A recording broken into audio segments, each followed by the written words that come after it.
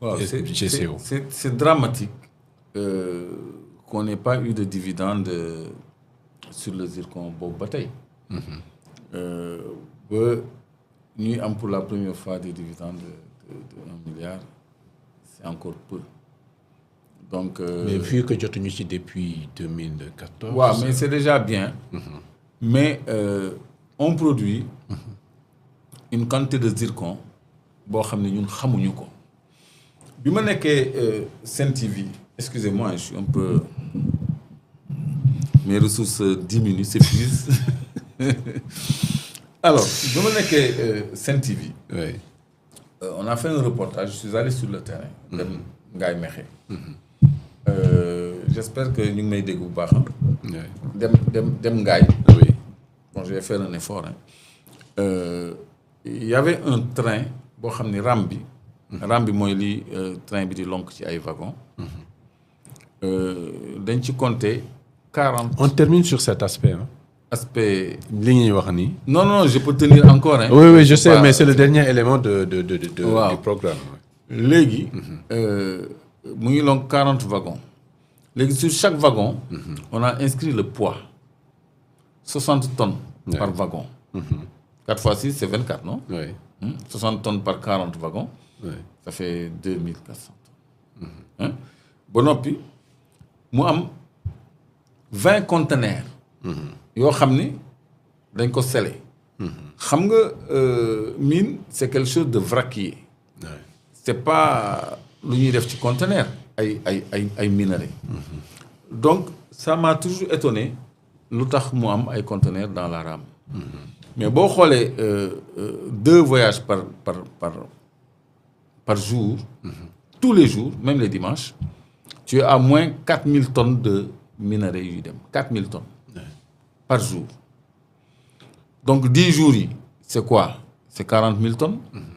100 jours yi c'est 400 000 tonnes.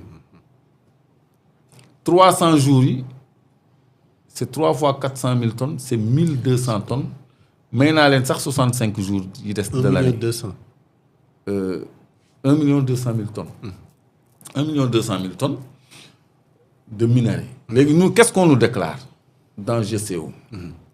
loolu dañ ko defaat. On va le refaire. Ah oui train bi train bi ci raay bi kese la mën a jaar mënul jaar feneen. On va le refaire. C'est sur Diogo, non? Diogo lay jógee mais. Nous on a pris le train à partir de Mékhé. D'accord. Parce que tronçon Diogo Mékhé bi Mékhé moo gën a neex a xaare quoi. Et puis may nuyu Samba Tall Sarr parce que quand il a été au courant tu sais moom waa Mékhé la. bi mu yëgee ni Mékhé laa nekk mu ni mais demal kër ga ñu jëndal la boisson kii il m'a connecté avec des gens et tout ça. Ok. Donc léegi loolu. ñun li ñuy déclarer mooy 80 000 tonnes de zircon et environ 600 000 tonnes d'ilménite. Ilménite mooy titane. Titane. Je crois que j'ai des échantillons ici dans ce sac là. Heureusement que c'est là. Hein. Ouais. Donc suuf si malheureusement mënuma ci projeter lumière pour ñu gis brillance am. Ça ressemble à du sable mais bon je sais pas hein. Moustapha est-ce que naka laay def nii Mohamed baal ma de xaw ma ndax yéen a ngi gis brillance bi zoomé ko tuuti ma xool. Moi je vois pas donc attends nii laay def kon da nga koy pousse de l'autre côté. nii ah. Ouais. Est-ce que ñu ngi gis brillance bi bon là du mën a apparaître. Ça va être difficile. léegi bii mooy zircon bi.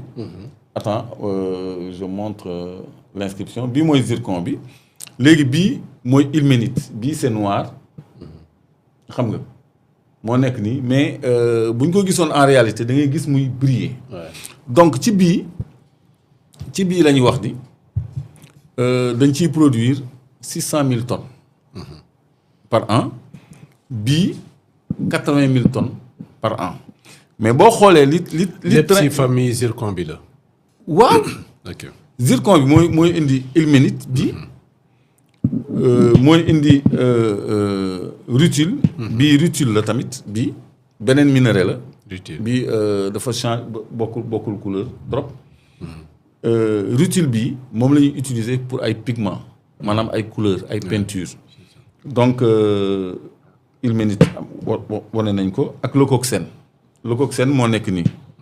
leucocène plutôt leucocène moo nekk nii donc li ñuy déclarer ak li ñuy exploiter man dama jàpp ni mosut a nekk benn en dehors des histoires de redevance de 1 milliard wax dëgg yàlla c'est une première mais man xaw naa koo xeeb tuuti. war nañ ci gën a góorgóorlu. c'est déjà bien ñu dem vers ce pas là mais la production réelle. ñun dinañu dem ba ci terrain bi won leen ko parce que ñooñu il faut ñu defaat leen noonu et je l'annonce parce que je sais que c'est imparable. mënuñu ko teree am. donc ils vont pas retenir le train pour empêcher qu'on compte les wagons. donc ça on va le faire. et je vais demander la coopération de tous les citoyens parce que train bi day jóge Diogo jaar Mékhé jaar Tivaouane jaar ci ay dëkk yoo xam ne ay dëkk lañu. man dinaa xool ci tracé bi ñi nga xam ne dañuy porter volontaire. nga xam ni train bi day jaar seen wet. même nu mu tuddati Zac Mbao. c'est une agglomération. Rufisque c'est une agglomération. Tivaouane c'est une agglomération. foofu ku fa këram jege raay bi nga xam ni day gis train bi di jaar tous les jours ba ci Yaraax. Thiaroye et tout dinaa wut ay points yoo xam ne départ bi chaque jour ñu xam.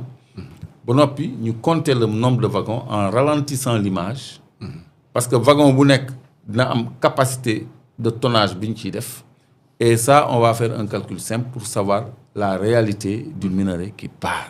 C'est au moins 4000 tonnes chaque jour qui partent alors que production bi ñuy déclarer mëtul loolu comme ni ñu war a surveiller or bi noonu la ñu war a surveiller man minerai dafa mel ni maa ko moom de man je c'est comme si man la ñuy sàcc quoi tu comprends. Et je veux que tout le monde se sente concerné et imprégné. parce que ñi dëkk ci wetu chemin de fer yi mooy train bi nga xam ni locomotive bi dafa xonq. locomotive bi dafa xonq boobu mooy bu zircon bi. locomotive bi c'est tout rouge boobu mooy train wu zircon bi. donc naa teg ay points focaux yoo xam ne. danañ ñu renseigner sur la réalité du tonnage qui part te train bi bu àggee Yaraax avant 20 heures. xam nga day taxaw foofu. buy eggee Yaraax 18 heures. day taxaw foofu ba 20 heures ba port ñu bëri wàcc muy doog a dugg et on leur a alloué 3 hectares au port 30 000 mètres carrés yoo xam ni concession lañ leen ko defal boo xam ni ñoom ñoo ko moom mu nekk seen terminal vraquier.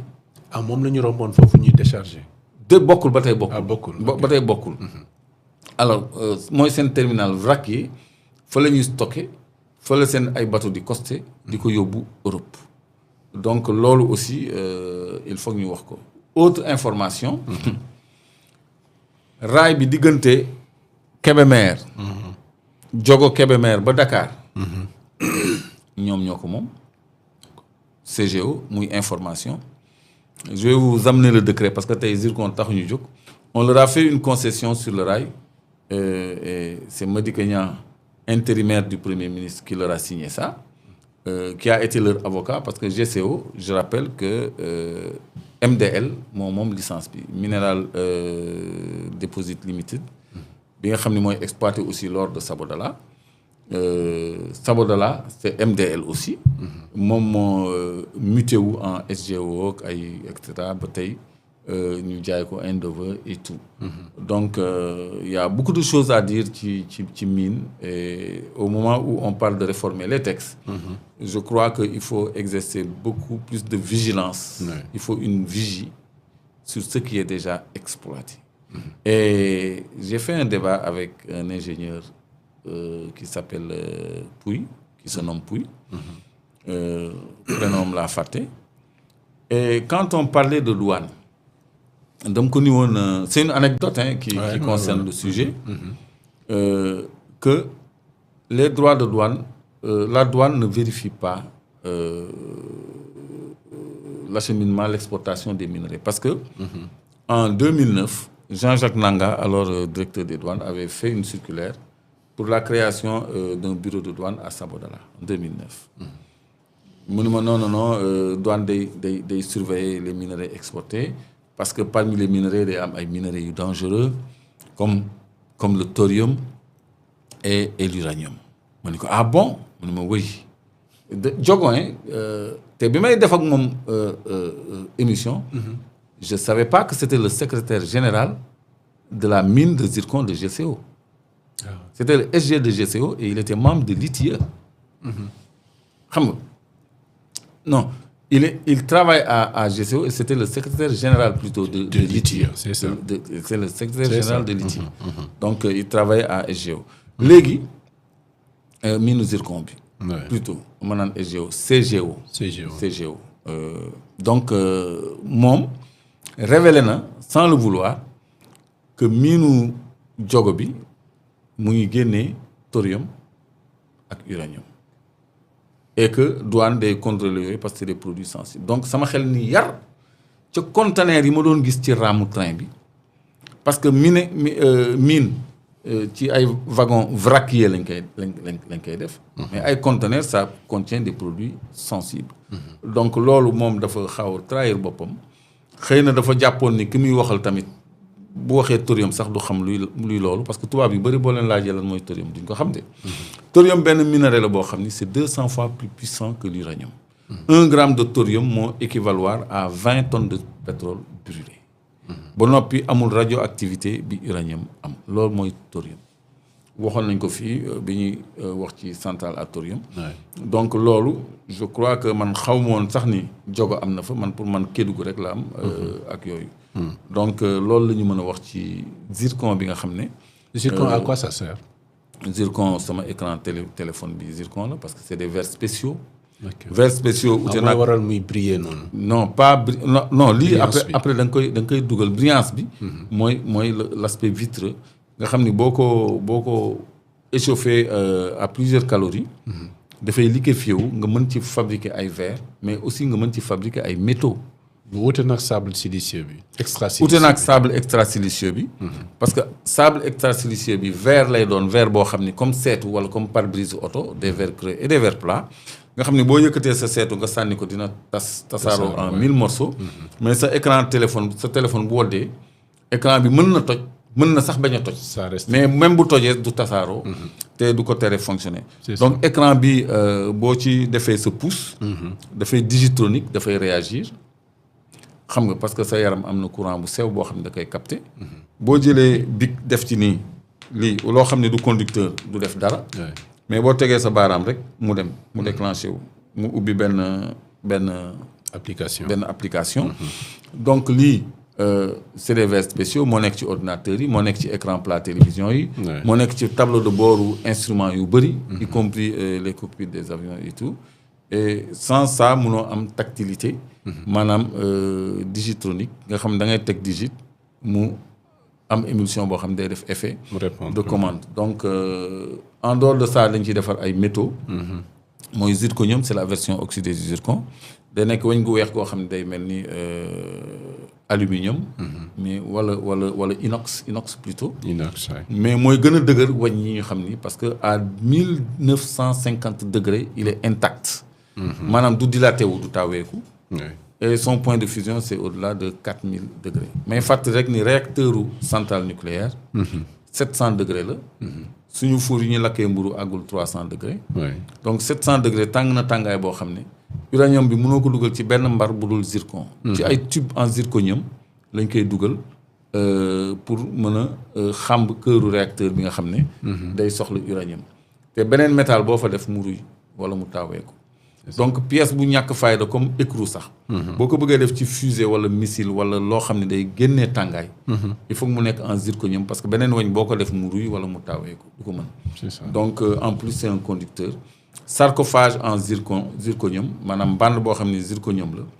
mën na def ay déchets radioactifs. mën na protéger radioactivité pendant 2000 ans. donc baax na aussi sax ci traitement déchets radioactifs dañ koy utiliser ci bijouterie. dañ koy utiliser ci médecine parce que dafa biocompatible. maanaam bu duggee sa yaram du indi benn dysfonctionnement dafa am biocompatibilité. dañ ciy defar ay bëñ ay yax ay ossements ay yu bëri daal dañ ko ciy def. loo xam ni dafa laaj une émission spéciale mënuma ko ramasser nii prothèse waaw mooy prothèse dentaire prothèse osseuse ak yooyu yëpp da koy def ba noppi day am bijou yoo xam ni dafa jege diamant. parce que indice de brillance am ak indice de brillance su diamant dafa jege trop. dafa jege 2 et quelques contre 2 et quelques la je sais plus 2,4.